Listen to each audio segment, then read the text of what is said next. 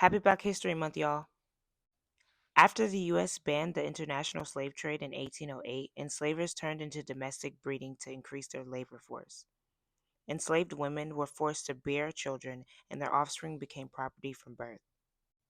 Many enslaved girls were forced into reproduction as soon as they could conceive, some as young as 12 or 13. They were treated like livestock, their bodies valued only for their ability to reproduce more enslaved children. Enslaved men were often forced to impregnate multiple women, regardless of their own relationships. Some were selected based on physical strength to create stronger offspring, while others were sold away after impregnating women to ensure they had no claim to their children. Buck-breaking and the systematic essay of enslaved men occurred during the same period as breeding farms. While breeding farms focused on forced reproduction, buck-breaking was used as a tool of psychological and physical domination, particularly against men who resisted their enslavement. Buck-breaking involved the public essay, or RAPE, of enslaved black men, often by white enslavers or overseers.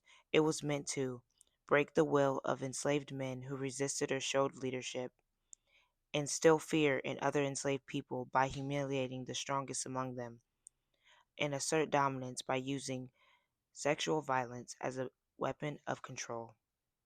Enslavers used grape, forced pairings, and systematic violence to increase birth rates. Some enslaved women were repeatedly raped by white enslavers, while others were paired with different men and expected to conceive as often as possible.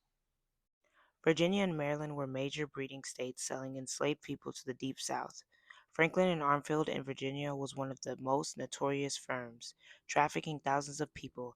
The domestic slave trade thrived from Washington, D.C. to New Orleans. Children were sold away from their mothers, never to be seen again. Husbands and wives were separated permanently. Many enslaved women bore children under these horrific conditions only for their babies to be taken and sold like property. The Civil War and the 13th Amendment officially ended legalized slavery in 1865, but the trauma endured. Many freed black people spent decades searching for lost family members who had been sold away. The forced separation of families disrupted generational stability. Enslaved people were denied the right to build strong family units, and this instability carried into Reconstruction and beyond. The legacy of forced reproduction and family destruction still affects Black communities. Generations of trauma, systemic oppression, and economic instability continue to shape issues like family dynamics, childbirth rates, and community structures. America doesn't teach the